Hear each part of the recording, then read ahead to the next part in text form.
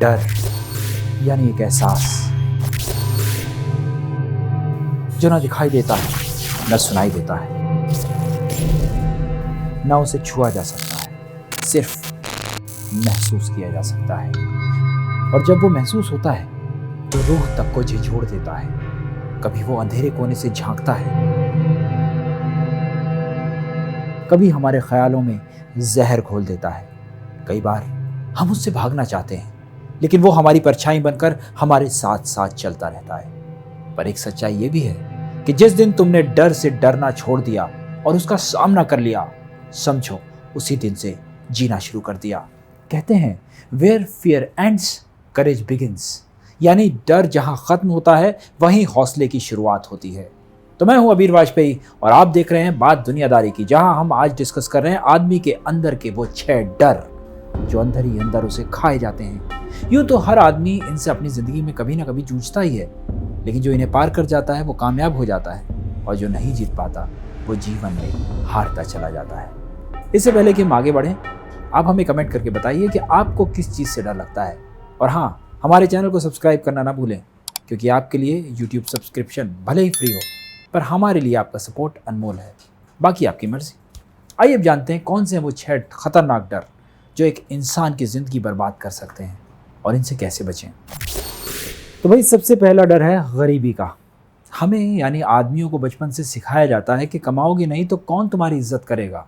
वो Chris rock का dialogue नहीं है, only women, children and dogs are loved unconditionally, a man is loved under the condition that he provides something. यानी एक आदमी सिर्फ इस शर्त पर मोहब्बत पाता है कि वो क्या दे सकता है, और हमसे यही प्रोवाइडर यानी देने वाला बनने की एक्सपेक्टेशन की जाती है। सोशल फैब्रिक ही ऐसा है कि आप चाह के भी इस झंझट से बाहर नहीं निकल सकते, और जब कभी फाइनेंशियल स्ट्रगल कर रहे होते हैं तो यही डर मुंह फाड़ कर खड़ा हो जाता है कि अगर मैं पैसा नहीं कमा पाया तो कहीं सब मुझे छोड़कर न चले जाएं। बिजनेस के लिए रिस्क ले तो लूं, पर अगर फेल हो गया तब क्या होगा। और यही डर तुम्हें स्ट्रेस से बाहर नहीं निकलने देता। लेकिन 2 तरीकों से इससे बाहर निकला जा सकता है। पहला ये कि फाइनेंशियल लिटरेसी, कंपाउंडिंग, इन्वेस्टमेंट की जानकारी लो और फाइनेंशियली सिक्योर हो जाओ। लेकिन ये ज्ञान तो हर दूसरा यूट्यूबर दे ही रहा है। पर दूसरी चीज़ जो तुम्हें इस डर से मुक्त कर सकती है वो है अबंडेंस की फिलॉसफी। दुनिया में सबके लिए बहुत कुछ है, सफलता, खुशी, धन, मौके, और किसी का पाने का मतलब ये नहीं है कि आपके लिए कुछ कम हो गया। जो आदमी देना जानता है और जो मिला है उसके लिए भगवान को शुक्रिया अदा करना जानता है, समझ लो वो सही मायने में अमीर है। इसमें थोड़ी प्रैक्टिस लगती है, लेकिन फिर उम्र भर का आराम हो जाता है। दूसरा डर है बीमारी का डर। जब हम बीमार पड़ते हैं तो सबसे पहले हमारा सेल्फ कॉन्फिडेंस गिरता है, शरीर के साथ दिमाग भी थकने लगता है, और कई बार तो बिना वजह हमें बीमारी का डर सताने लगता है। जैसे मेरा एक दोस्त है, उसका गला भी ख़राब होता है ना, तो उसे डर लगता है कि कहीं थ्रोट कैंसर तो नहीं हो गया। ज़रा सा सिर में दर्द हो जाए तो उसको लगता है कि ब्रेन ट्यूमर तो नहीं हो गया। वैसे कभी ना कभी हर शख्स को ये चीज़ लगी ही होगी। इसे हाइपोकॉन्ड्रिया कहते हैं, जिसमें हम बार बार गूगल करते हैं कि गंभीर बीमारी तो नहीं हो गई।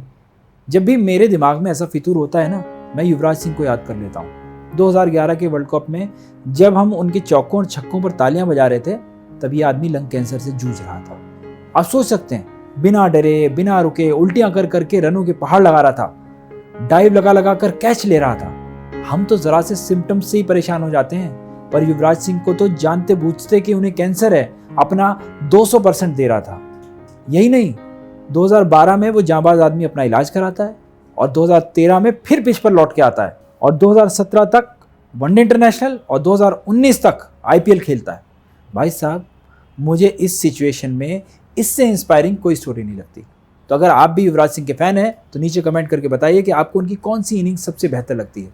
वैसे इंग्लैंड के खिलाफ 6 छक्कों वाली पारी तो सबकी फेवरेट है, आप दूसरी सबसे अच्छी इनिंग्स बताइए। इस कहानी के बाद भी हाइपोकॉन्ड्रिया आपका पीछा ना छोड़े तो हर 6 महीने में कंप्लीट बॉडी चेकअप करवाते रहो, और थोड़े से पैरामीटर्स इधर उधर हों तो डॉक्टर को दिखाओ, मगर डरना मना है। तीसरा डर, आलोचना का डर, फियर ऑफ क्रिटिसिज्म। आपने ऐसे कितने लोगों को देखा होगा जो अपने सपनों को सच इसलिए नहीं कर पाते क्योंकि उन्हें डर लगता है कि लोग क्या कहेंगे, और ये डर कई बार बचपन से हमारे सॉफ्टवेयर में डाल दिया जाता है।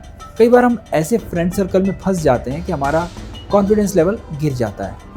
हम स्टेज पर नहीं जाते, हम डिस्कशन में अपनी बात रखने से कतराते हैं, पब्लिक स्पीकिंग से बचते हैं, फेलियर से डरते हैं और क्रिटिसिज्म, आलोचना से बचने के लिए मीडियोकर लाइफ जीते हैं, सेफ और अनइंस्पायरिंग। ओ भाई, ट्रोल करने वाले पीएम मोदी और अमिताभ बच्चन को नहीं छोड़ते, क्या हम और क्या तुम। ये डर दिल से निकालने के लिए बस एक काम करना है, जो दो कानों के बीच में है ना, उसका इस्तेमाल करना है। हर फीडबैक को पर्सनली लिए बगैर अपनी सेल्फ इस्टीम को बड़ा करो, थोड़ा सक्सेस स्टोरीज पढ़ो और किशोर कुमार का गाना तो सुना ही होगा ना, अमर प्रेम फिल्म का, कुछ तो लोग कहेंगे, लोगों का काम है कहना। बात करते हैं अगले डर की, प्यार खोने का डर। तो अर्ज किया है, जमाने की ठोकरों ने तराशा मुझे, अश्कों ने सजाया है, जो खुशी न सिखा सकी मुझे, वो गम ने समझाया है। तुमने कई लोगों को ये कहते सुना होगा कि उन्हें अपनी गर्लफ्रेंड या बॉयफ्रेंड को इसलिए छोड़ दिया क्योंकि वो बहुत पॉसेसिव था। लेकिन वो पॉसेसिव क्यों था? क्योंकि वो अपने प्यार को खोने से डरता था। इसलिए वो बार बार तुम्हारा फ़ोन चेक करता था, तुम्हें कहता था कि इससे बात करो, उससे मत करो। लेकिन सच्चाई ये है, जिसे जाना है वो जाएगा, और जो तुम्हारे साथ रहना चाहता है उसे रोकने की ज़रूरत नहीं। अब इस डर का यूँ तो कोई इफ़ेक्टिव इलाज है नहीं, पर एक तरीका ये है कि पहले खुद से प्यार सीखो और इमोशनल डिपेंडेंस कम करो और अपनी सेल्फ रिस्पेक्ट को सबसे ऊपर रखो। सच्चा प्यार कभी मजबूरी नहीं बनता, और जब बन जाए तो उसे जाने देना ही बेहतर है। मतलब ये डर और उसका उपाय दोनों ही बहुत बोरिंग है, क्योंकि जो ये आशिक प्रजाति होती है ना, वो दिमाग से नहीं सोचती है, दिल की आवाज़ पर चलती है। तो हमारा ज्ञान भी उनको बोरिंग ही लगेगा। इसलिए हम भी इस पर ज़्यादा टाइम नहीं वेस्ट करते हैं और चलते हैं अपने 5वें डर की ओर, जो है बुढ़ापे का डर, फियर ऑफ ओल्ड एज। बुढ़ापा और मौत दो ऐसी चीज़ें हैं जिससे कोई बच नहीं सकता, मगर फिर भी हम उससे डरते हैं, क्योंकि हमें लगता है बुढ़ापे में जवानी वाली आज़ादी खत्म हो जाएगी, जिस्म की ताकत जवाब देने लगेगी और लोग उस समय सीरियसली लेना बंद कर देंगे। ये डर भी इसलिए होता है क्योंकि हम जवानी में सिर्फ मौज मस्ती करते हैं और खुद को भविष्य के लिए तैयार नहीं करते।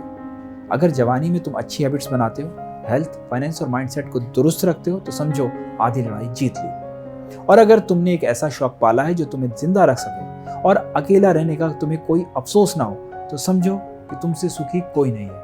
तो थोड़ा सा योग, थोड़ा सा ध्यान और थोड़ा सा मेडिटेशन, ये समझ लो, तैयारी से ही बुढ़ापा इज्जत से आता है, वरना बेबसी में जाता है।